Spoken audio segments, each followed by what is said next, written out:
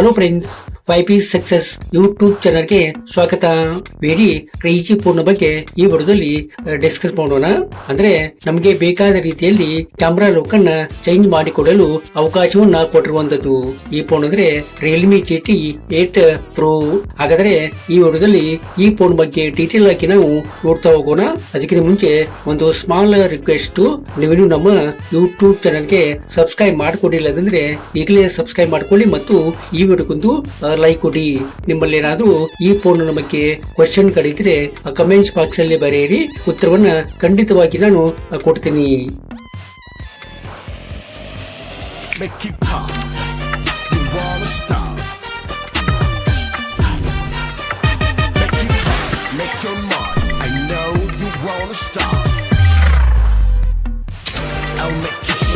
Realme GT 8 Pro ಇದ್ರ ಒಂದು design ಬಗ್ಗೆ ನೋಡ್ಬೇಕಂದ್ರೆ 214 ಗ್ರಾಮ್ ವೇಟ್ ಅನ್ನ ಹೊಂದಿರುವಂತದ್ದು, 8.30 mm ಥಿಕ್ನೆಸ್ ಅನ್ನ ಈ ಫೋನ್ ಹೊಂದಿರುವಂತದ್ದು.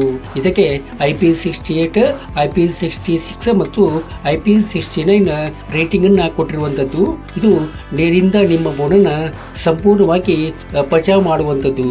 ಇನ್ನು ಡಿಸ್ಪ್ಲೇ ಬಗ್ಗೆ ಏನ್ ಮಾತಾಡ್ಬೇಕಂದ್ರೆ 6.79 ಇಂಚಸ್ QHD+ LTPO ಅಮೋಲೆಡ್ ಡಿಸ್ಪ್ಲೇ ಅನ್ನ ಕೊಟ್ಟಿರುವಂತದ್ದು. ಪಿಕ್ಚರ್ ಕ್ವಾಲಿಟಿ ಮತ್ತು ವಿಡಿಯೋ ಕ್ವಾಲಿಟಿ ಚೆನ್ನಾಗಿ ಬರುವಂತದ್ದು. ಬೆಸೆಲ್ಸ್ ವಿತ್ ಪಂಚೋಲ್ ಡಿಸ್ಪ್ಲೇ ನ ಕೊಡಲಾಗಿದೆ. 7000 ನಿಟ್ಸ್ ಪೀಕ್ ಬ್ರೈಟ್ನೆಸ್ ಅನ್ನ ಕೊಟ್ಟಿರುವಂತದ್ದು.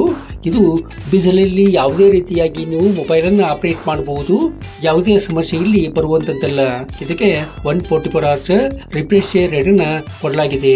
ಇನ್ನು ಪರ್ಫಾರ್ಮೆನ್ಸ್ ಬಗ್ಗೆ ನೋಡ್ಬೇಕಂದ್ರೆ ಇದಕ್ಕೆ snap dragon 8 Elite Gen 5 powerful chipset ಅನ್ನ ಕೊಟ್ಟಿರುವಂತದ್ದು. ಇದು ಗೇಮ್ ಅನ್ನ ಆಡಲಿಕ್ಕೆ ಅತಿ ಹೇಳಿದಂತ ಒಂದು ಫೋನ್ ಅಂತ ಹೇಳಬಹುದು. ಇಲ್ಲಿ ಹೈ ಲೆವೆಲ್ ಗೇಮ್ ಅನ್ನ ಈಸಿಯಾಗಿ ನೀವು ಆಡಬಹುದು ಮತ್ತು ಫೋನ್ ಕೂಡ ಸ್ಪೀಡ್ ಆಗಿ ಆಪರೇಟ್ ಆಗುವಂತದ್ದು. ಇದಕ್ಕೆ 12GB ರ್ಯಾಮ್ ಅನ್ನ ಕೊಟ್ಟಿರುವಂತದ್ದು.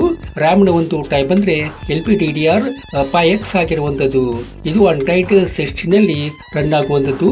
ಇದಕ್ಕೆ 4 years OS ಅಪ್ಡೇಟ್ ಮತ್ತು 5 years ಸೆಕ್ಯೂರಿಟಿ ಅಪ್ಡೇಟ್ಸ್ ಅನ್ನ ಕೊಟ್ಟಿರುವಂತದ್ದು. ಇನ್ನು ಕ್ಯಾಮ್ರಾ ಬಗ್ಗೆ ಹೇಳ್ಬೇಕಂದ್ರೆ ಇದಕ್ಕೆ ಟ್ರಿಪಲ್ ಕ್ಯಾಮರಾವನ್ನ ಕೊಟ್ಟಿರುವಂತದ್ದು. 50MP plus 50MP plus 200MP main ಕ್ಯಾಮರಾವನ್ನ ಕೊಡಲಾಗಿದೆ.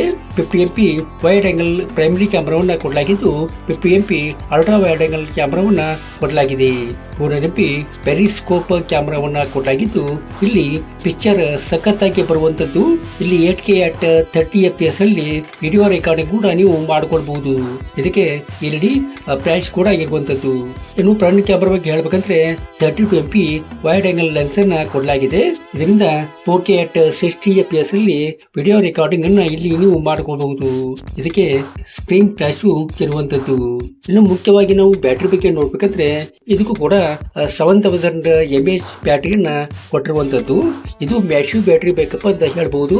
2 ದಿನ ನೀವು ಯಾವುದೇ ರೀತಿಯಾಗಿ ನೀವು ಫೋನ್ ಅನ್ನ ಯೂಸ್ ಮಾಡಿದರೂ ಬ್ಯಾಟರಿ ಡೌನ್ ಆಯಿತು ಅನ್ನುವಂತ ಒಂದು ಪ್ರಮೇಯ ಬರೋದಕ್ಕೆ ಸಾಧ್ಯ ಇಲ್ಲ ಅಂತ ಹೇಳ್ಬಹುದು.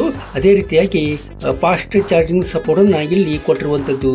ಅಂದ್ರೆ 120 ವ್ಯಾಟ್ ಸೂಪರ್ ಫ್ಲಾಶ್ ಚಾರ್ಜಿಂಗ್ ಅನ್ನ ಕೊಡಲಾಗಿದೆ. ಇದು ಬಹು ಬೇಗನೆ ನಿಮ್ಮ ಮೊಬೈಲ್ ಅನ್ನ ಚಾರ್ಜ್ ಮಾಡಿ ಕೊಡುವಂತದ್ದು. ಇದಕ್ಕೆ ಕೊಟ್ಟಿರುವಂತ USB ಕೇಬಲ್ ಅಂದ್ರೆ C ಪೋರ್ಟ್ ಇಲ್ಲಿ ಇರುವಂತದ್ದು ಮತ್ತು 50 ವ್ಯಾಟ್ ವೈರ್ಲೆಸ್ ಚಾರ್ಜಿಂಗ್ ಕೂಡ ಇದಕ್ಕೆ ಕೊಡಲಾಗಿದೆ. ಇನ್ನು ಸ್ಟೋರೇಜ್ ಬಗ್ಗೆ ಹೇಳ್ಬೇಕಂದ್ರೆ 256GB ಸ್ಟೋರೇಜ್ ಅನ್ನ ಕೊಡಲಾಗಿದೆ. ಈ ಸ್ಟೋರೇಜ್ ಒಂದು ಟೈಪ್ ಅಂದ್ರೆ USF 4.1 ಆಗಿರುವಂತದ್ದು. ಇಲ್ಲಿ ಮೆಮರಿಯನ್ನ ಎಕ್ಸ್ಪ್ಯಾಂಡ್ ಮಾಡ್ತೀನಿ ಅಂತಂದ್ರೆ ಇಲ್ಲಿ ಆ ಅವಕಾಶವನ್ನ ಕೊಡಲಾಗಿಲ್ಲ. ಅದಲ್ಲದೆ fingerprint sensor, face unlock feature, 5G support, dual sim support ಇರುವಂತದ್ದು ಮತ್ತು Wi-Fi 7 ಮತ್ತು ಬ್ಲೂಟೂತ್ 6.0 ಇದಕ್ಕೆ ಕೊಟ್ಟಿರುವಂತದ್ದು. ಅಲ್ಲದೆ ಸ್ಟೆರಿಯೋ ಸ್ಪೀಕರ್ ಕೂಡ ಇದಕ್ಕೆ ಕೊಡಲಾಗಿದೆ.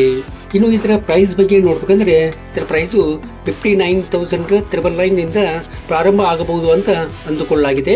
ಇದು ಲಾಂಚ್ ಆಗುವಂತ ಒಂದು ಸಮಯದಲ್ಲಿ ಇದರ ರಿಯಲ್ ಪ್ರೈಸು ಗೊತ್ತಾಗುವಂತದ್ದು. ಅಲ್ಲಿವರೆಗೆ ಇದನ್ನು ಕೊಂಡುಕೊಳ್ಬೇಕು ಅಂತ ಒಂದು ಮನಸ್ಸಿದ್ರೆ ಅಲ್ಲಿವರೆಗೆ ವೇಟ್ ಮಾಡುವುದು ಒಳ್ಳೆಯದು. ಈ ವಿಡಿಯೋ ನಿಮಗೆ ಇಷ್ಟ ಆಗಿದೆ ಅಂತ ಅಂದ್ಕೊಂಡೆ. ಇಷ್ಟ ಆದ್ರೆ ಈ ವಿಡಿಯೋಕ್ಕೊಂದು ಲೈಕ್ ಮಾಡಿ ಮತ್ತು ನಿಮ್ಮ ಫ್ರೆಂಡ್ಸ್ಗೆಲ್ಲ ಈ ವಿಡಿಯೋನ ಶೇರ್ ಮಾಡಿ. Thank you.